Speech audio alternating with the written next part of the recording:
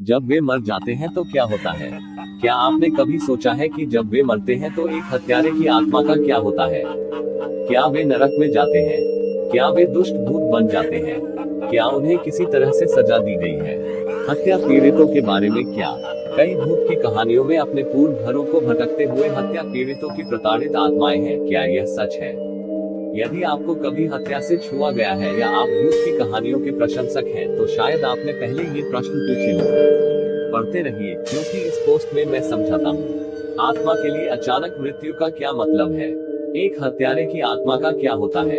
एक हत्या के शिकार की आत्मा का क्या होता है? क्यों, अगर सब कुछ योजनाबद्ध है तो हत्याएं भी होती है।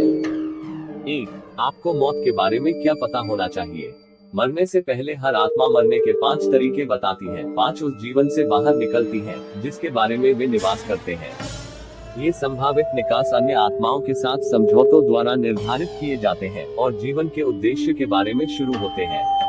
नियोजित निकास जीवन में जल्दी हो सकता है, जीवन में देर हो सकती है, दुर्घटना, बीमारी या कुछ उदाहरणों में हत्या का परिणाम हो सकता है। मैंने द फियर ऑफ डेटिंग में बड़े पैमाने पर 5 निकासों के बारे में लिखा है। आत्महत्या कभी भी नियोजित निकास में से एक नहीं है।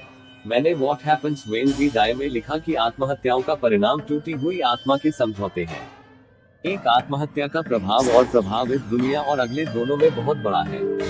यदि कोई आत्मा अपने स्वयं के निधन की योजना बनाने के लिए स्वतंत्र है, तो कोई आत्मा कभी भी हत्या की योजना क्यों बनाएगी? इस सवाल का ठीक यही जवाब हम इस पोस्ट में देने जा रहे हैं। पृथ्वी पर पुनर्जन्म होने से पहले अत्यधिक विकसित आत्माएं अन्य आत्माओं के साथ समझौते करेगी। वे मानवीय अनुभवों को प्राप्त करने और इस भौतिक जीवन के बारे में जानने के लिए एक साथ पृथ्वी पर लौटेंगे। मनुष्य के लिए इसे समझना कठिन है, लेकिन हत्या इनमें से कुछ समझौतों का हिस्सा होना चाहिए, अन्यथा ऐसा कभी नहीं होता। 2. एक अचानक मौत के बाद आत्मा। यदि किसी व्यक्ति की आकस्मिक दुर्घटना या हिंसक अपराध से अचानक मृत्यु हो जाती है, तो यह संभव है कि आत्मा को पूरी तरह से पता न हो कि क्या हुआ है। थोड़ी उलझन होगी। आत्मा को पता चल जाएगा कि कुछ हुआ है, लेकिन उसे तुरंत महसूस नहीं हो सकता है कि उसका शरीर मर गया है और वह दूसरी तरफ लौटने के लिए स्वतंत्र है। यह एक जमी हुई आत्मा है। जमीनी आत्मा होना दूसरी तरफ से पार करने से पहले एक प्रतीक्षा अवधि की तरह है। 2 प्रकार की जमी हुई आत्माएं हैं। पहला प्रकार अस्थायी रूप से यहाँ अटका हुआ है, क्योंकि वे समझ नहीं पाते हैं कि क्या हुआ है। वे आत्माएं हैं जो अचानक मर गई। दूसरा प्रकार आत्माएं हैं जिन्होंने स्वार्थी व्यवहार किया या किसी अन्य आत्मा के साथ एक समझौता तोड़ दिया और अब पृथ्वी पर रहना चाहिए जब तक कि उनके रास्ते की त्रुटि को ठीक नहीं किया जा सकता है। यदि आप इस बारे में अधिक पढ़ने में रुचि रखते हैं कि किसी के लिए आफ्टरलाइफ क्या है जो अचानक मर जाता है, चाहे वह किसी दुर्घटना से हो या एक दुर्भावनापूर्ण कार्य, अमांडा लिनेट मैडर ने अपने पोस्ट में विषय को अच्छी तरह से कवर किया हो, तो अचानक मृत्यु के बाद आत्मा को क्या होता है। 3. विक्टिम की आत्मा। एक हत्या पीड़ित की आत्मा अस्थायी रूप से आधार बन सकती है। किसी व्यक्ति की हत्या की योजना नहीं है, जैसे कोई भी कार दुर्घटना में मरने की योजना नहीं बनाता है।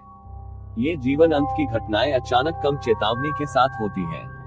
आत्मा शरीर को छोड़ देती है, लेकिन यह उलझन में है कि इसके साथ क्या हुआ है। वे शायद उस व्यक्ति को भी नहीं जानते हैं जिसने उनकी हत्या इस तरफ की थी, लेकिन दूसरी तरफ हम सभी जुड़े हुए हैं और हम प्यार भरे समझौते करते हैं। अत्यधिक विकसित आत्माएं इनमें से अधिक समझौते करेंगी। ये जमी हुई आत्माएं एक अस्थायी प्रतीक्षा अवधि में होती हैं। वे पृथ्वी पर तब तक रहेंगे जब तक वे समझ नहीं सकते कि उनके साथ क्या हुआ है, और वे प्रकाश में जाने के लिए या जब तक कि कोई अन्य आत्मा उन्हें प्राप्त करने के लिए नहीं आती है। यदि आपके पास कोई प्रिय व्यक्ति है जिसकी हत्या की गई थी, तो आपको आश्चर्य हो सकता है कि यदि आपके प्रियजन की आत्मा ने किसी की हत्या की है या जिसने उसकी हत्या की है, उससे वह घृणा करता है। इस विचार को हॉलीवुड द्वारा प्रोत्साहित किया जाता है, एक आत्मा जो कब्र से परे बदला ले रही है। यह मामला नहीं है। जब कोई आत्मा अब मानव नहीं है, तो यह व्यक्ति के अहंकार को पार कर जाता है और यह बाकी आत्माओं से जुड़ जाता है। एक आत्मा दूसरे से घृणा करने के लिए यह स्वयं से घृणा करने जैसा होगा, क्योंकि सभी आत्माएं दूसरी तरफ जुड़ी हुई हैं। और आत्माएं घृणा का अनुभव नहीं कर सकती, वे केवल प्रेम को जानते हैं। मुर्दा आत्माएं बेचैन नहीं होती हैं और दूसरी तरफ गुस्सा करती हैं। वे किसी भी अन्य आत्मा की तरह है, खुश है और प्यार से भरे हैं। एरिन पावलीना ने इस पोस्ट में हत्या के शिकार लोगों की आत्माओं के बारे में भी लिखा है। 4. मर्डर की आत्मा। पीड़ित की आत्मा की तरह हत्यारे की आत्मा भी मैदान में आ जाएगी, लेकिन पीड़ित के विपरीत हत्यारे की आत्मा अस्थायी रूप से नहीं जमी है। ये आत्माएं इस तरफ बनी रहेंगी जब तक कि उनकी त्रुटियों को सही नहीं किया जा सकता है, तब तक वे असमर्थ हैं। यह एक योजना बनाने के लिए एक प्यार भरा समझौता करता है जिसमें हत्या शामिल है। हत्या एक योजनाबद्ध निकास है, लेकिन मेरा मानना कि व्यापार बंद है।